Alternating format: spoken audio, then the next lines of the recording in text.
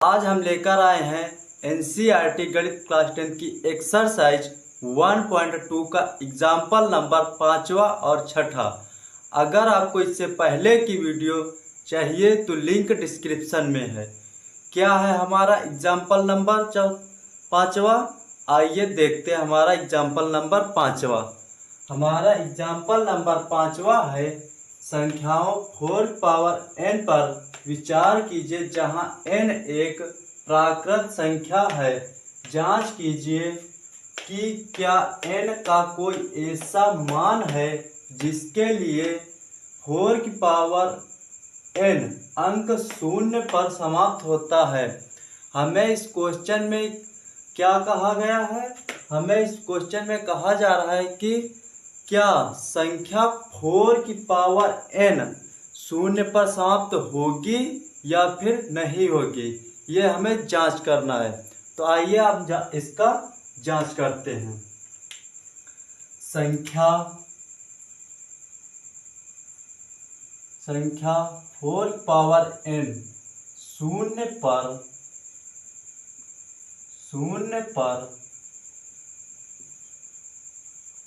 समाप्त होगी। संख्या 4 पावर n शून्य पर समाप्त होगी तो वह 5 से विभाज्य होगी। अगर संख्या 4 की पावर n अगर शून्य पर समाप्त होगी तो वह 5 से विभाज्य होगी, अर्थात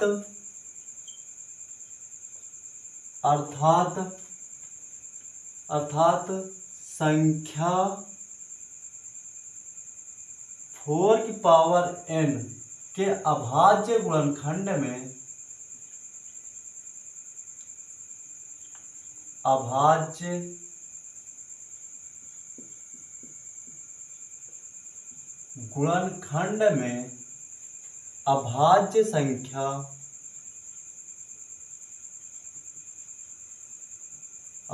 संख्या 5 होनी चाहिए। अब मैं आपको ये बता दूं कि कोई भी संख्या शून्य पर समाप्त होने के लिए उसे 5 से विभाज्य होना ही होगा, तो वह शून्य पर समाप्त होगी, अन्यथा वह शून्य पर समाप्त नहीं होगी। तो हमें संख्या 4 की पावर n के अभाज्य गुणनखंड में अभाज्य संख्या 5 होनी चाहिए, जो कि असंभव है। जो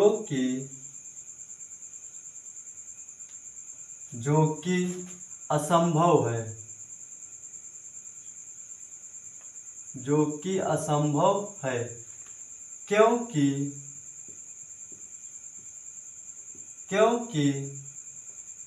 4 की पावर n क्योंकि संख्या 4 की पावर n 2 गुणे 2 पावर n, इसी कारण संख्या 4 पावर n शून्य पर समाप्त नहीं होगी, क्योंकि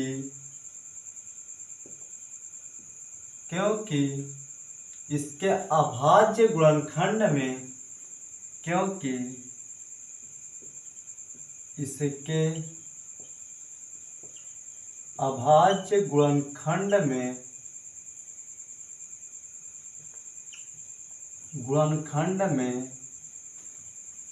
सिर्फ 2 है,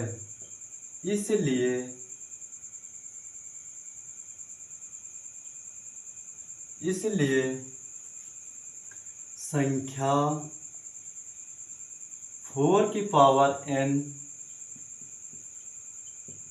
शून्य पर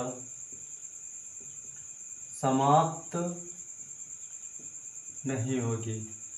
अब मैं एक बार आपको फिर बता दूं कि अगर कोई भी संख्या शून्य पर समाप्त होगी तो वह 5 से विभाज्य होगी।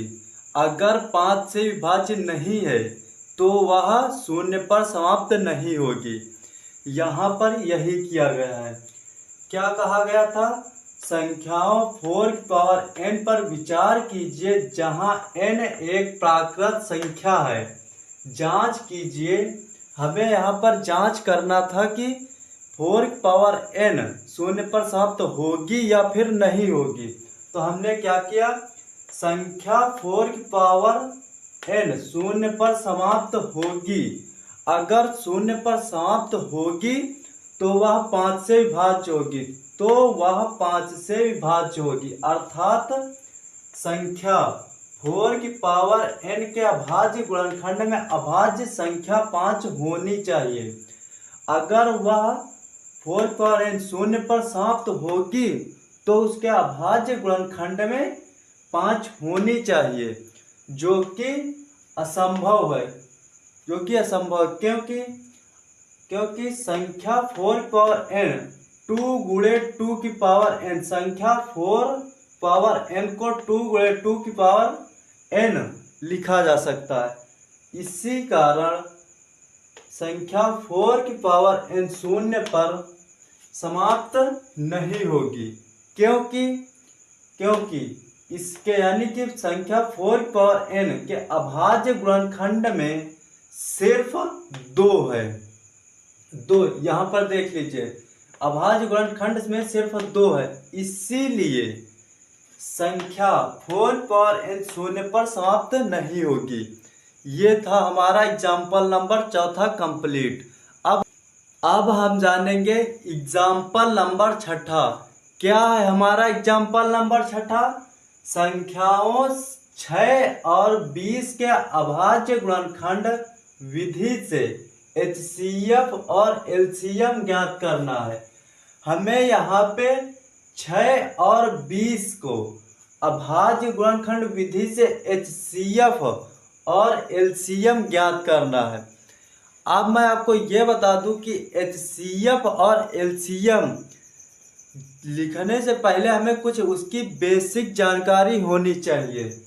HCF, जैसे HCF निकालना है तो अभाज्य गुणनखंड विधि का अभाज्य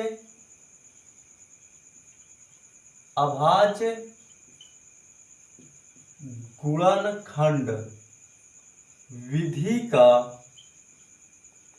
उभयनिष्ठ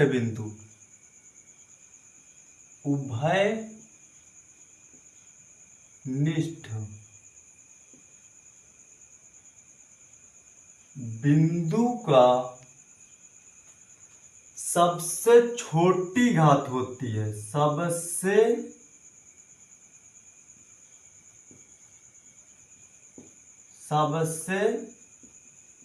छोटी घात होती है। अगर आपको HCF निकालना है तो अभाज्य गुणनखंड विधि का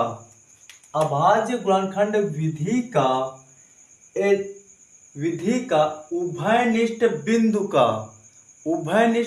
का सबसे छोटी घात होती है। ये होता है HCF। अगर हमें LCM निकालना है तो अभाज्य गुणनखंड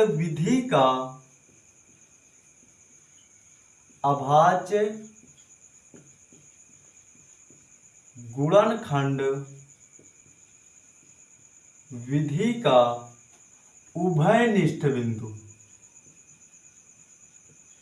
उभयनिष्ठ बिंदु का सबसे बड़ी घात प्लस अदर अन्य अंक लिए जाते हैं। अगर आपको एलसीएम निकालना है तो अभाज्य गुणनखंड विधि का उभयनिष्ठ बिंदु का सबसे बड़ी घात लेनी है। एचसीएफ में हमें सबसे छोटी घात लेनी थी उभयनिष्ठ की, और एलसीएम में उभयनिष्ठ की सबसे बड़ी घात, और जो बच्चे वो लेना है। तो आइए हम जानेंगे 6 और 20 को अभाज्य गुणनखंड विधि से एचसीएफ और एलसीएम निकालते हैं। पहले हम 6 का अभाज्य गुणनखंड निकालते हैं।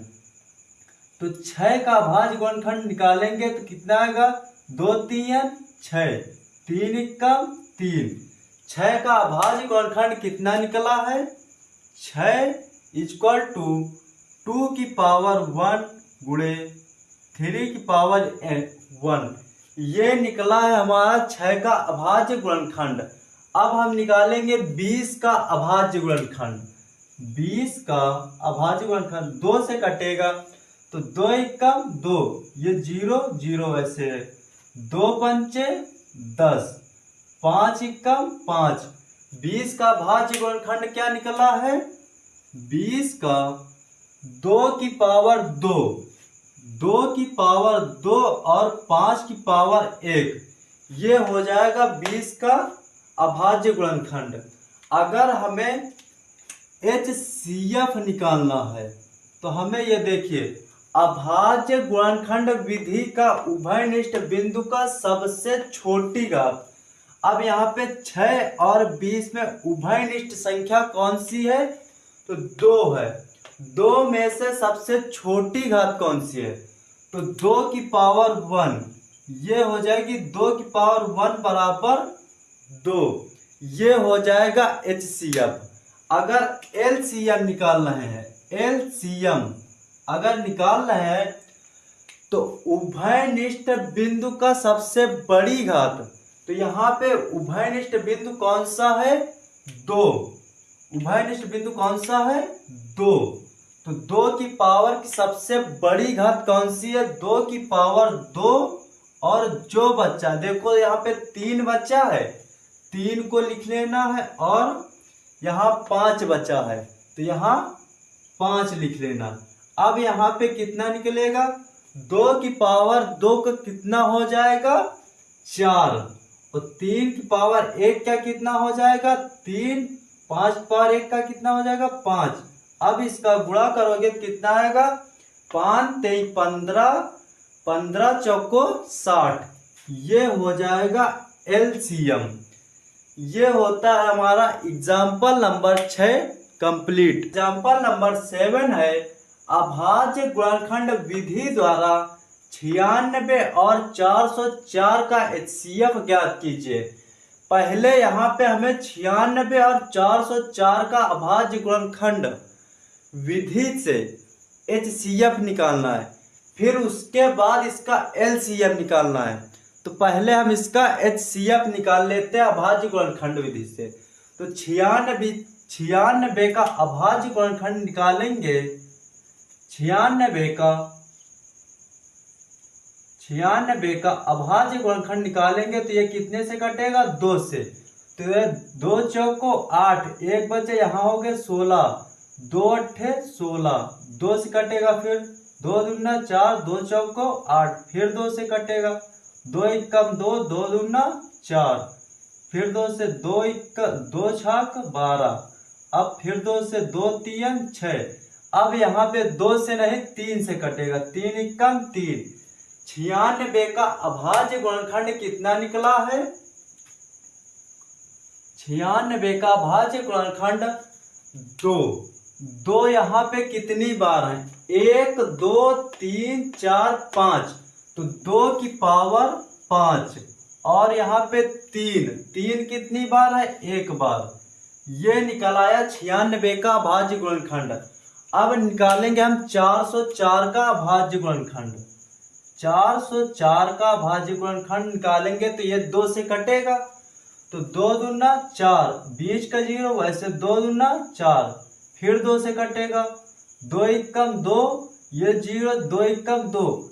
अब ये सिर्फ 101 से ही कटेगा, अन्य किसी संख्या से नहीं कटेगा, 101 सिक्कम 1। अब यहाँ पे 404 का अभाज्य गुणनखंड कितना हुआ? 2 की पावर 2 यहाँ पे कितनी बार आया? 1 2, तो यहाँ पे 2 हो जाएगा और 101 की पावर 1 है, ये हो जाएगा। अगर आपको HCF निकालना है तो उभयनिष्ठ गुणनखंड का सबसे छोटी घात लेनी है। इसके पहले की वीडियो में आपको HCF और LCF की पूरी जानकारी दे चुका हूँ। हमें HCF निकालना है तो उभयनिष्ठ अभाज्य गुणनखंड का सबसे छोटी घात लेनी होती है। तो यहाँ पे उभयनिष्ठ कौन सा है? 2, तो यहाँ पे हो जाएगा 2। अब इसमें सबसे छोटी घात कौन सी है? तो इसमें सबसे छोटी घात है 2, तो यहाँ पे इसका HCF कितना निकल आएगा? 4। ये निकल आया है HCF।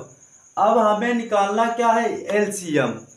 LCM इसे 2 प्रकार से निकाल सकते हैं। जैसे हमें क्वेश्चन दिया गया वैसे पहले हम करते हैं। ये एक तरह से फार्मूला होगा। अगर आपको HCF दिया, LCM नहीं दिया है तो आप इसे निकाल सकते हैं। तो क्या होता है? दोनों संख्याओं का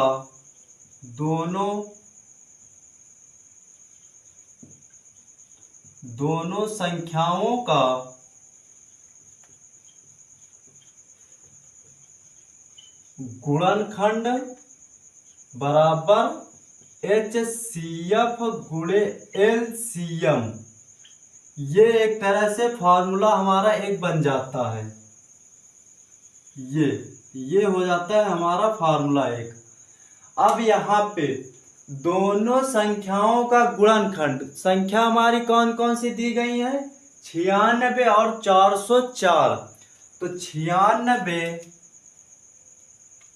96 गुणे 404 बराबर HCF हमने निकाल लिए हैं, तो कितना निकला? 4। LCM हमें निकालना है, तो ये हो जाएगा LCM।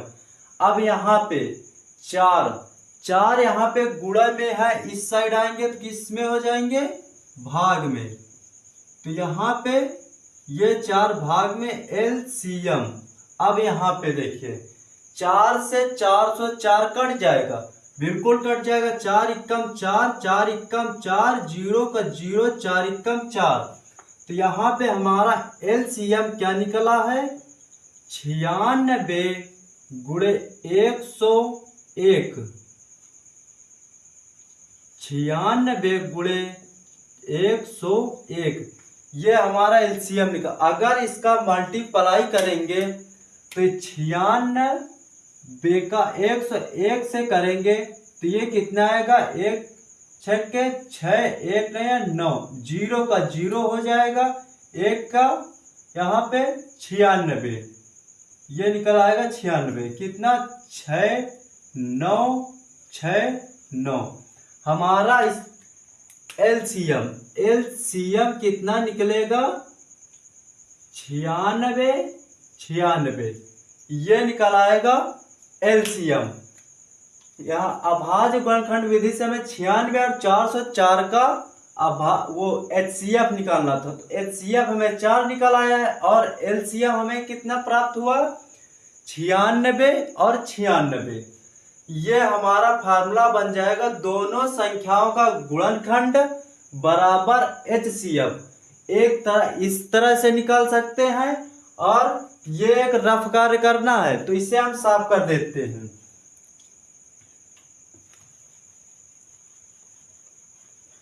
अगर इस तरह से नहीं निकाल पा रहे हैं तो LCM एक दूसरी तरह से भी निकाल सकते हैं। दूसरी तरह से कैसे? LCM यहाँ पर से अभाज्य गुणनखंड तो निकाल ही चुके थे 96 और 404 का। तो LCM में हमें लेना क्या होता है? उभयनिष्ठ बिंदु का सबसे बड़ी घात। तो उभयनिष्ठ बिंदु यहाँ पे कितना दिया गया? 2, तो यहाँ पे कितना हो जाएगा? 2। और यहाँ पे सबसे बड़ी घात लेनी होती है LCM में। HCF में सबसे छोटी घात लेनी होती है और एलसीएम में सबसे बड़ी घात। तो एलसीएम में सबसे बड़ी घात कौन सी है? 5, 2 की पावर 5, और जो बच्चे वो सब लिख लेना है। तो यहाँ पे 3 बच्चा, 3 हो जाएगा, और 101 बच्चा। अब यहाँ पे करोगे 2 की पावर 5 का करोगे तो ये कितना आएगा? 16, 32, ये निकलेगा 32। 32 गुणे 3 गुणे 101, इसका मल्टीप्लाई करोगे तो कितना आएगा? 3 दूनी 6, 3 तरह का 9 गुणे 101। ये देखिए बन गया ना 96 गुणे 101। तो ये कितना निकलेगा? 96। ये इस तरह से भी आप निकाल सकते हैं एलसीएम। अगर आपको जैसे कि एक संख्या न दी हो या फिर एचसीएफ या एलसीएम न दिया हो तो इस फार्मूले से आप निकाल सकते हैं कोई भी संख्या। तो ये होता है हमारा एग्जाम्पल नंबर 7 कंप्लीट। अब हम जानेंगे एग्जाम्पल नंबर 8। क्या है हमारा एग्जाम्पल नंबर 8? संख्या 6, 72 और 120 का अभाज्य गुणनखंड विधि द्वारा एचसीएफ तथा एलसीएम ज्ञात करना है। अब हम पहले क्वेश्चन में क्या करते थे?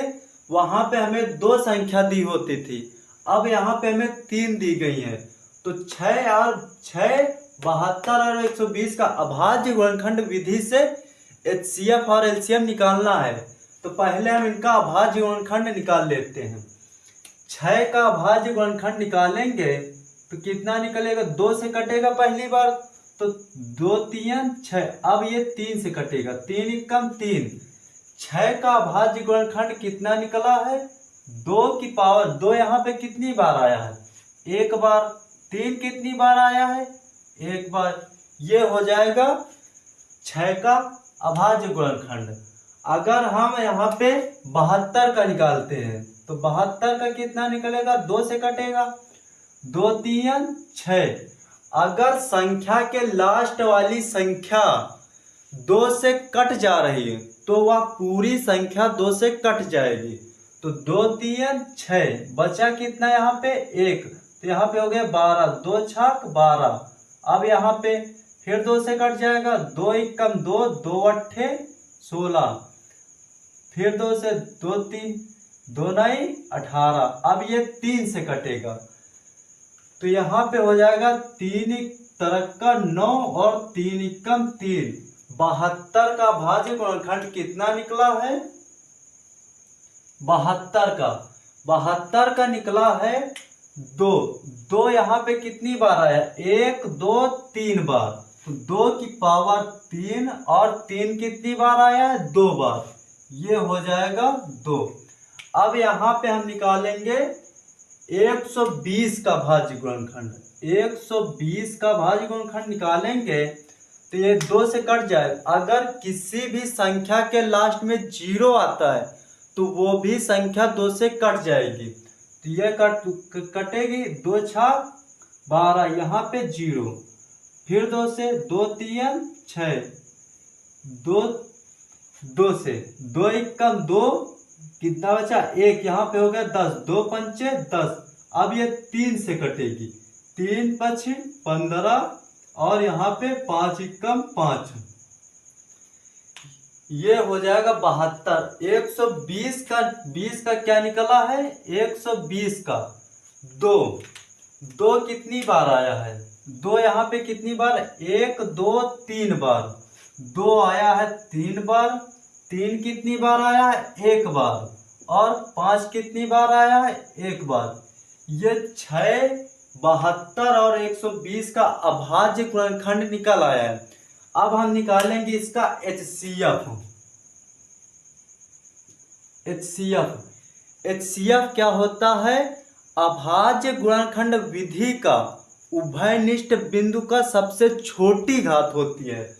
तो यहाँ पे हमें उभयनिष्ठ बिंदु कौन सा है? 2 दिया है, और 2 की सबसे छोटी घात कौन सी है? 1। ये हो जाएगी 1। और क्या दिया है उभयनिष्ठ बिंदु? 3 हो जाएगा। 3 की सबसे छोटी घात 1, ये हो जाएगी 1। यहाँ से कितना निकला, 2 गुणे 3 कितना निकलेगा, 6। ये हमारा 6, 72 और 120 का HCF निकल आया है। अब हम निकालेंगे एलसीएम निकालेंगे। तो यहाँ पे एलसीएम में क्या होता है, अभाज्य गुणनखंड विधि का उभयनिष्ठ बिंदु का सबसे बड़ी घात होती है। तो यहाँ पे उभयनिष्ठ बिंदु कौन सा है, 2, और 2 की सबसे बड़ी घात कौन सी है, 3। 2 की पावर 3 यहाँ पर भी है, 2 की पावर 3 यहाँ पर भी है। तो 2 की पावर 3 हमें एक ही बार ले रहा है। और यहाँ पे उभयनिष्ठ बिंदु कौन सा है, 3, और 3 की सबसे बड़ी घात 2। और जो बचा इसमें ले लीजिए, 2 तो अब ले नहीं सकती क्योंकि उभयनिष्ठ ले चुके हैं, 3 नहीं ले सकते तो 3 भी ले चुके उभयनिष्ठ बिंदु। अब यहाँ पे बचा कितना, 5। ये हो जाएगा 5 पर 1। 2 की पावर 3 को करोगे तो कितना निकलेगा, 8। और 3 की पावर 2 को करोगे कितना निकलेगा, 9। और 5 को करोगे तो कितना निकलेगा, 5। ये कितना निकलेगा, 9 72। ये हो जाएगा 72 गुणे 5। 5 को करोगे 5 दूनी 10, हासिल कितना, 1। 5 7 35, 35 से 1 36। ये निकल आया है 6, 72 और 120 का एलसीएम 360। HCF क्या निकला था, 6। ये होता है हमारा एग्जाम्पल नंबर कंप्लीट। तो इसी तरह वीडियो पाने के लिए हमारे चैनल को लाइक, शेयर एंड सब्सक्राइब करना ना भूलें। तो आज इस क्लास को यहीं तक रखते हैं, मिलते हैं नेक्स्ट वीडियो। तब तक के लिए जय हिंद, जय भारत।